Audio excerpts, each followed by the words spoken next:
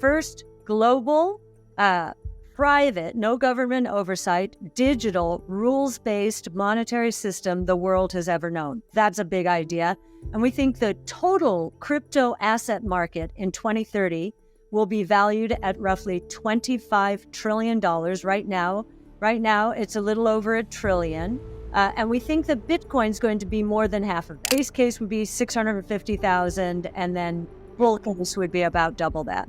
We're in the news for our Bitcoin ETF filing, and because it's with the SEC, we cannot say anything. But I really do believe that the SEC is going to lose the grayscale case, and that's going to happen pretty soon. And that one of the ways that the SEC could respond is to turn around and change the subject and approve not just one Bitcoin ETF, but a lot of the ones that are on the docket right now.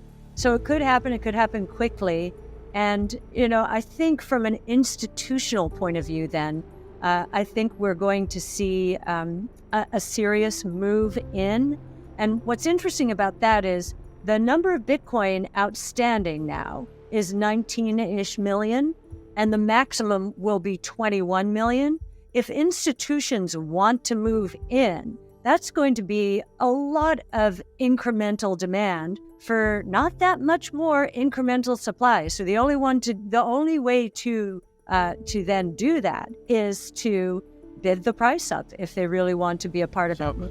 I think it's going to be the institutional on-ramp. It signed the deal with BlackRock, and I think that was a very big deal in terms of Larry Fink. Larry Fink is now all about Bitcoin, and so it's getting much more institutional focus. You will remember there was a time when Larry Fink said Bitcoin is environmentally a menace, and I don't think he's talking about that anymore, because actually Bitcoin is solving some environmental problems now that Exxon is putting Bitcoin mining machines into natural gas fields so that instead of flaring the natural gas, it can be used to mint Bitcoin. So and utility ecosystems are using it to in their solar ecosystems. When the sun's, created too much energy, it'll pour into Bitcoin mining, and they can overbuild solar and wind. So,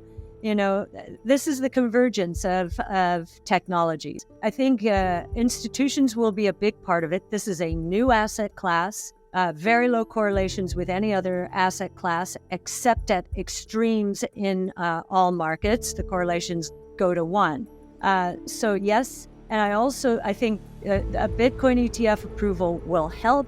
I think judicial clarity, legislative clarity is all going to happen within the next few years. This is an election year issue. I already know some young people who have switched their allegiance when it seemed like Elizabeth Warren was going to lead the Democrats into the anti-crypto world. I know of some young individuals whom I never thought would change their allegiance, shifted from Democrats to Republicans. Now it's becoming a little more bipartisan in the legislative branch, and I think it is because it's becoming an election year issue. And so you can't be on the wrong side of young people and win an election. We have a very strong point of view about what's going to happen to interest rates. We think they're going to fall. And surprisingly so, because we think the bigger risk out there is not inflation, it is deflation.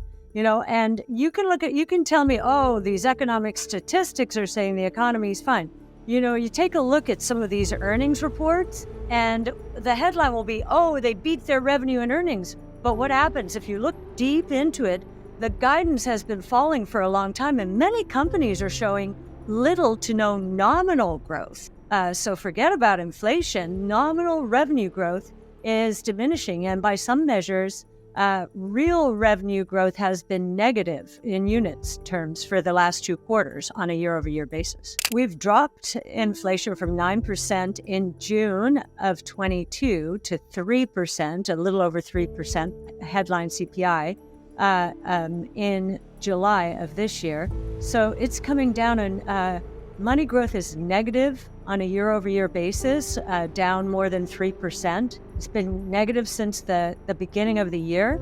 And monetary policy operates on the economy with a lag. So we actually think there's going to be a harder landing than most people think.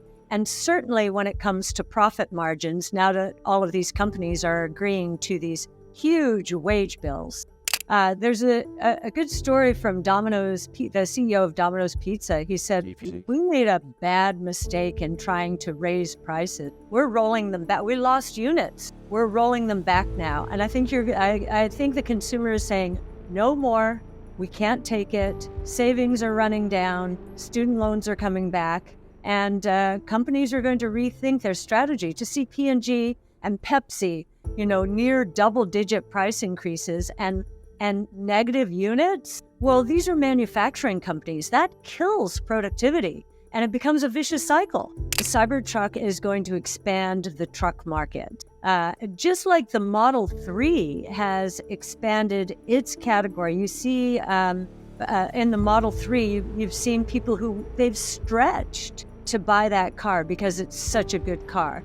Now, it will be interesting. The F-150 Lightning, the Ford electric truck, seems to be preferred by people within the Midwest. But you see that GM and Ford are both signing on to Tesla's charging network. We think that the middle of the country, which has not really embraced Tesla's cars, is probably going to be much more amenable when there are chargers much closer by. And I'll bet the same thing happens with the Cybertruck, especially we're hearing a lot of funny stories about, they're funny, but they're also very, I'm sure for the people experiencing, I heard one story, an F-150 Lightning truck owner driving his family on a long distance. He said, we were hungry, afraid, and heartbroken because there were no charging stations. And so we think that's a big deal when it comes to the middle America adopting any EV, but a Cybertruck.